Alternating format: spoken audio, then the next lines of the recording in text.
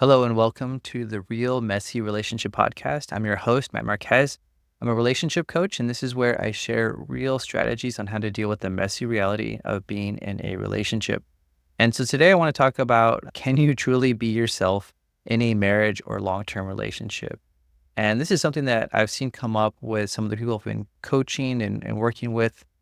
It's really easy to get into this idea that you can't really be fully yourself in your relationship, because if you do something that you want, like go out with friends, or you're talking about like, I want to go work and I want to leave the kids at home and I want to have a job, and you want to do this thing, and then it seems like your partner isn't happy about it, is a little upset about it, or disagrees with you in some way about it.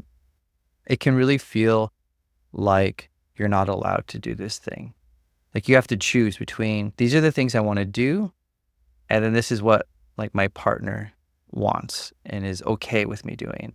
If they kind of seem upset or disappointed or they're not fully on board, it's like, maybe this isn't allowed. Maybe I can't do all the things I want to do, just be the person I want to be. And as a result, I mean, this can feel really limiting, stifling, disappointing. And I mean, it can be crushing, honestly, because if there are things that you really, really want to do, and then to feel like you can't do them, it can create this feeling of being trapped, like trapped in your relationship, trapped and like being put in like this box where everything that's inside, that's what you're allowed to do. And everything that displeases your partner in some way, that's not allowed.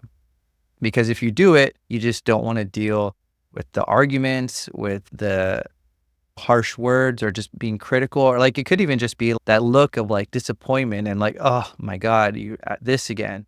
If you just don't want to deal with it and you get tired of it, you stop bringing that up and you stop doing the things that you know you want to do, like go to the gym, hang out with friends, look for a new job. And so this can really feel like you're not being yourself. You're not really allowed to be yourself in your relationship. And if you're in this place, it can really start to feel like your relationship is an obligation. It's like a job. You're just like managing your partner's emotions instead of really focusing on just enjoying life and doing the things that you want to do.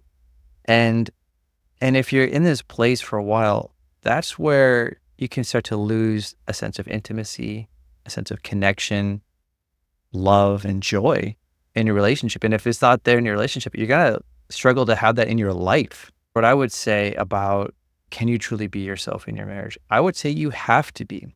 You have to be yourself fully in your marriage, in your relationship, if you want connection, if you want love and care and support, like deep, heartfelt satisfaction of these things, fulfillment of these needs. Like, I think you have to be yourself. And then that's how you start to feel loved, fulfilled, safe. If you want to feel safe in your relationship, you have to be able to be yourself and know that you're accepted as who you are by your partner. Because if you don't feel accepted, you're never going to feel safe. And so that might be something to keep in mind if you're really struggling with this. If you find yourself tiptoeing around your partner's emotions or feeling like you're really just trying to avoid making them angry, I think it's really important to remember that being in a relationship is an act of co-creation. It is a partnership. That's what it's called. It's a partnership. And that really only happens when your voice, when your opinion, your wants and needs start to matter again. And so let's say that there's something you've asked for. Maybe you said in the past, hey, I really want to spend some more time with my friends. We want to go get coffee. We want to go out for drinks, whatever it is. And maybe your partner is like, oh, that's not really a good time. It doesn't really work for me. In the past, that might have been the end of the conversation. You're like, okay, this is not allowed. But what I would really like to invite you to try is to restart that act of co-creation, restart that conversation of, okay, if the way I suggested it before didn't work for you, how might it work for you? You can say this to your partner. If I do want to go see friends sometimes, like, would it be better if I went during the day? We could go get coffee sometimes. I could do coffee dates. Or would you prefer I go do something in the evening? We could go get drinks or just like hang out, go see a movie or whatever. As long as it's something that you want to do, that's something that you can offer. And then it becomes a conversation where you're both trying to figure out how to make space for this part of you that's important, that you care about, this thing that you need, this connection with your friends. Maybe it's like, okay, well, on the weekends, you can make time to go do this thing and see your friends. And as long as it works for your partner and it works for you, like that's awesome. That means there's space after all to be yourself, to do these things that you care about and be in your relationship. The more you do that, the more you can feel like yourself, like you have that freedom and choice in your relationship.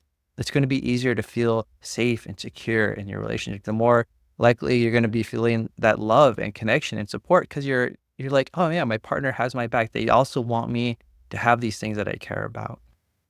This is really the process of moving from I'm trapped, I'm in a box to let's realize this isn't a box. This is our lives that we're building together. And we can make room together so that there's space for both of us to be ourselves fully. And as long as you approach that with that air of like, let's co-create it, let's do it together, and this sense of collaboration, there's an answer. There's always an answer. It won't necessarily look like the way you expect it or the way you kind of went in thinking, this is what I want. But there is a way to still meet your need and have it work for your partner. So if you found this episode useful, please rate and review this podcast. It's the best way to help other people find it. And if you'd like to stay updated with future episodes or just get my best advice sent to your inbox, sign up for my mailing list at growmorejoy.com/newsletter. Until next time.